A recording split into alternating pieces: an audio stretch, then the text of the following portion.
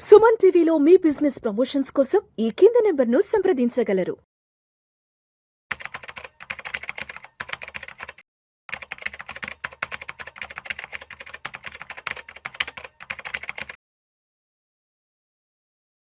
Sir నమస్తే sir, Ashok దేవనప్రియ గారు. నమస్కారం సార్. అశోక్ దేవనప్రియ గారు, ఇప్పుడు స్టాక్ మార్కెట్లో ట్రేడింగ్ గురించి మాట్లాడుకుంటే కొంతమంది ఏమో ట్రేడింగ్ చాలా ఈజీ అండి, అదేం పెద్ద విషయం కాదు, కొంచెం మైండ్ పెడితే లక్షల్లో కోట్లలో లాభాలు సంపాదించుకోవచ్చు అని కొంతమంది చాలా ఈజీగా చెప్తారు. మరి కొంతమంది ఏం చెప్తారంటే, అమ్మో ట్రేడింగ్ జోలికి వెళ్ళామంటే రోడ్డున పడిపోతాం, జీవితాలు తారుమారైపోతాయి, అసలు ట్రేడింగ్ జోలికే వెళ్ళకూడదని చెప్తారు. అండ్ మీరు కూడా ఎప్పుడు కూడా ట్రేడింగ్ గురించి కొంచెం భయపెడుతున్నట్టుగా చెప్తారు. మీరు కూడా ట్రేడింగ్ వద్దు, ట్రేడింగ్ దూరంగా ఉండాలన్న పర్స్పెక్టివ్లోనే మాట్లాడతారు. మరి ఇప్పుడు ఈ ట్రేడింగ్ అనేది ఎవరికి కరెక్ట్ అంటారు, ఎవరికి కరెక్ట్ కాదంటారు, ఎవరికి ఈజీ అంటారు, ఎవరికి ఈజీ కాదంటారు? ఎందుకంటే ఈ మాట పర్టికులర్గా ఎందుకు అడుగుతున్నానంటే, మన ఇసాక్ న్యూటన్ గారు ఉన్నారు కదా, మన ఈ గ్రావిటేషనల్ దాని గురించి చెప్పారు కదా, సో గురుత్వాకర్షణ గురించి, ఆయన కూడా స్టాక్ మార్కెట్లో డబ్బులు పోగొట్టుకున్నాడంట. అంటే అంతటి సైంటిస్టే, అంతటి ప్రోవెన్, అంటే ప్రపంచంలో న్యూటన్ అంటే he is the most established most proven scientist, ఆయన కూడా స్టాక్ మార్కెట్లో డబ్బులు పోగొట్టుకున్నారంటే మరి అంటే అంటే ఆయన కూడా అర్థం చేసుకోలేకపోయాడు. Even he's also not able to predict the market. ఆయన కూడా మార్కెట్ని ప్రిడిక్ట్ చేయలేకపోయాడంటే మరి మార్కెట్ని ఎవరు ప్రిడిక్ట్ చేయగలరు, మార్కెట్ని ఎవరు అర్థం చేసుకోగలరు అసలు? ఇప్పుడు మార్కెట్కి టాలెంట్కి సంబంధం లేదు. Share bazaar has nothing to do with your talent. అలాగైతే ఐఐటి ఐఐఎం నుంచి వచ్చేవాళ్ళు అందరూ షేర్ బజార్లో పెద్ద ఎత్తులో ప్రాఫిట్ చేయాలి కదా, అవును చేయరు. సో ఐసాక్ న్యూటన్ కూడా ఆ కాలంలో ట్రేడింగ్ చేసి లాస్ చేసుకున్నారు. న్యూటన్ అంటే దగ్గర దగ్గర ఒక 400-500 సంవత్సరాల క్రితమే కదా, 1700 టైంలో. 1700 ఆ టైంలో. అప్పట్లో ఏం జరిగేదంటే, he was a scientist, he was a part of the royal charter. అప్పట్లోనే యూకే కంప్లీట్ యూరోప్ ఖండంలో ఒక పెద్ద పేరు, వెరీ బిగ్ నేమ్. ఆ కాలంలో ఒక కంపెనీ వచ్చింది, ఆ కంపెనీ పేరు సౌత్ బబుల్ కంపెనీ అని చెప్పి. ఆ యూకే కంపెనీ ఏం చేసేది, లాజిస్టిక్స్ కంపెనీ, సౌత్ అమెరికాలో బిజినెస్ చేసేది. UK to south America logistics transaction company అది. అప్పట్లో almost every British person was putting money. ఈయన చూశాడు, ఏంది ఇంత ఊపు ఉంది ఈ కంపెనీలో, అందువల్ల సో నేను ఇన్వెస్ట్ చేస్తా అని చెప్పి దాదాపు ఒక 20,000 పౌండ్ ఆ కాలంలో. 20,000 పౌండ్ ఆ కాలంలో అంటే చాలా చాలా పెద్ద money.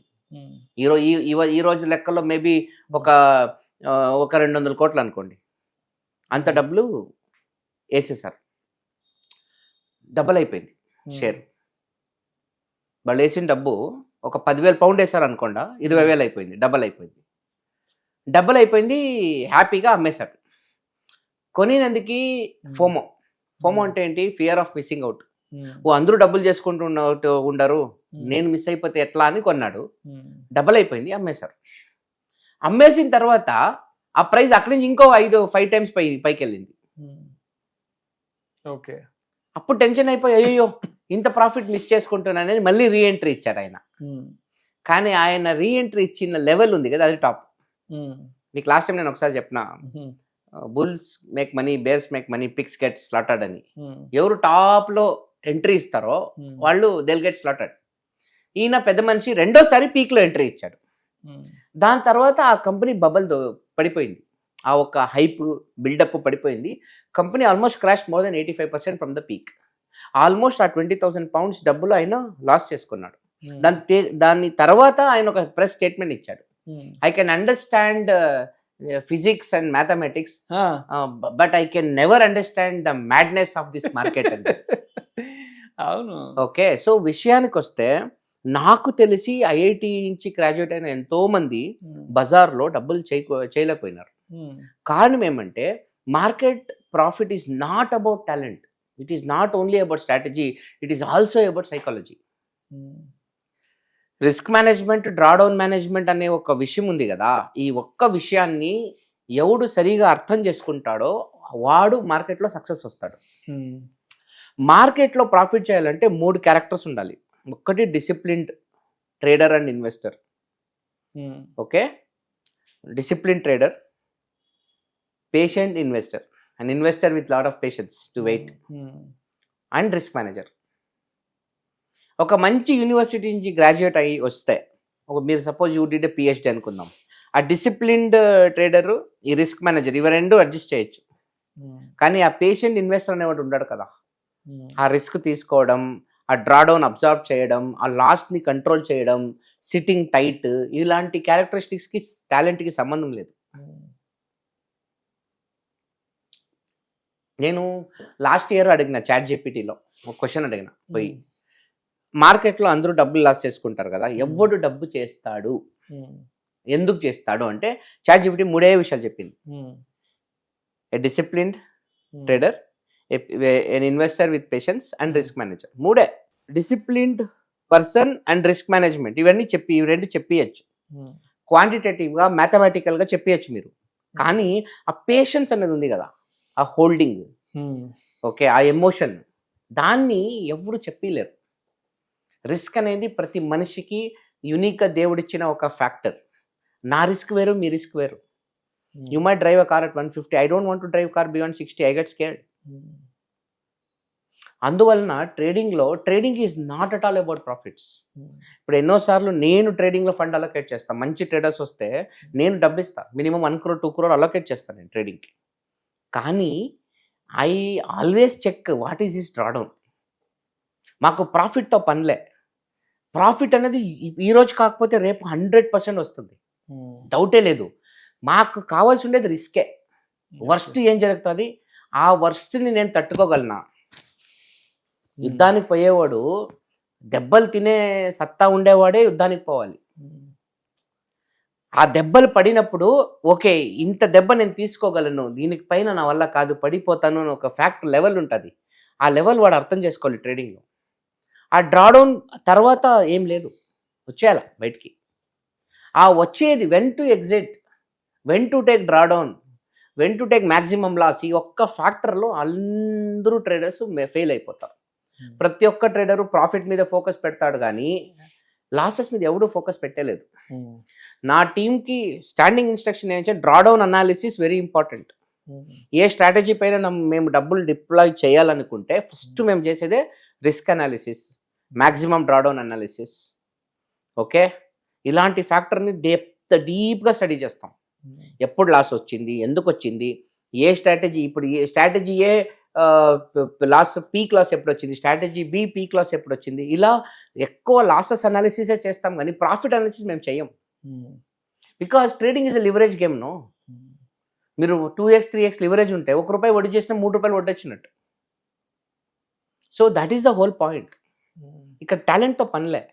It's all about temperament, it's all about psychology only. Even today according to SEBI 99% intraday traders lose money. ఒక్కడే డబ్బు చేస్తూ ఉండేది. Okay, 85% swing traders lose money, 15% డబ్బులు చేస్తూ ఉండేది. Why? They are giving more time. If you are a investor and wait minimum 5 years, your risk is 0. Time is the key. మళ్ళా ఎన్ని lot చేయడం. ద ప్రాబ్లమ్ ఈస్ ట్రేడింగే తెలియని మనుషులు they are taking huge lots positions. వాళ్ళకి ఏం చేయాలని తెలీదు. జస్ట్ లాస్ట్ వీకెండ్ ఒక నెల్లూరు లేడీ వచ్చింది ఆఫీస్కి. Her husband is working in some industry. ఆవిడ ఆ ఫోన్ చేసి, సార్ మీ వీడియోస్ చూసాను, మీతో మాట్లాడాలని చెప్పి. ఆ అమ్మాయి ఏదో ఒక కంపెనీలో పెట్టింది, టెక్ ల్యాబ్స్ అనే ఒక కంపెనీ పేరు. ఆ కంపెనీలో చాలా గొప్ప కంపెనీ ఎవరో చెప్తే దాంట్లో ఆ షేర్లో డబ్బులు పెట్టేస్తే ఆ షేర్ పైకి వెళ్ళి మళ్ళీ రివర్స్ కొట్టి యావరేజ్ చేసుకుంటూ దాదాపు 80-85 లక్షలు లాస్ చేసుకున్నది ఆవిడ. మళ్ళీ ఆ షేర్ ఒక ఫండమెంటల్స్ నేను స్టడీ చేస్తే ఆ షేర్ ఒక ప్రైస్ ఎర్నింగ్స్ ఇండస్ట్రీ స్టాండర్డ్ కన్నా దాదాపు 10 times ఉంది అప్పట్లో. అమ్మ ఇక్కడ ఎందుకమ్మా కొన్నారు, చాలా కాస్ట్లీ అమ్మా ఇదంటే, సార్ నాకు అన్ని తెలియదు, వాళ్ళు ఎవరో చెప్పారు, నేను చేశాను. So people do without even knowing what they are doing. కానీ బిజినెస్లో మనం అలా చేయం. ఇప్పుడు if you decide to open a restaurant, you will always study the whole hotel business. ఊరికే చరో నేను రేపు హోటల్ ఓపెన్ చేస్తా కాదు, నేను ఒక సినిమా తీసేస్తా, నేను ఒక కార్ షోరూమ్ తీసేస్తా, యూ విల్ స్టడీ. అది చేయరు. నా గురించి if you ask me as a trader, no, the greatest thing about myself is risk management. నేను లైఫ్లో ఎప్పుడూ రిస్క్ మేనేజ్ మీద పిచ్చిగా ఫోకస్ చేశాను కాబట్టి నేను నేర్చుకునే వరకు అంతగా స్కేల్ కూడా చేయలేదు. నేను ఎన్నో ఏళ్ళు నా అకౌంట్లో 10 లక్షలు 20 లక్షలు 50 లక్షలు ఉన్నప్పుడు కూడా 1 లాట్ 2 లాట్లోనే ట్రేడ్ చేసుకున్న టైం పాస్ చేశాను. People use to actually my friends laugh at me, ఎందుకంటే I'm preparing myself, I'm learning the game. ఇప్పుడు మా డిప్లాయ్మెంట్ మినిమం ఏదైనా ఒక స్ట్రాటజీ మంచి స్ట్రాటజీ వస్తే ₹1,00,00,000 మినిమం డిప్లాయ్ చేస్తాం. So that is the whole point. టాలెంట్కి ట్రేడింగ్కి సంబంధమే లేదు. Trading is all about your temperament. And ట్రేడింగ్లో సక్సెస్ కావాలంటే 3 కావాలా. It is according to me share market is a combination of maths, science and psychology. Exactly. You will learn maths, you will learn science, but psychology is not something you will learn. So Isaac Newton also achieved well because of maths and science, Yes. but he failed in Psychology. psychology. Yes. That is the point. He is not expert in psychology. He is only expert in physics or chemistry. or He was not good in only money the management. mathematics. He was the greatest genius who walked in this earth. He was the greatest No. scientist, but he didn't know how to manage money. Yes. That is the point.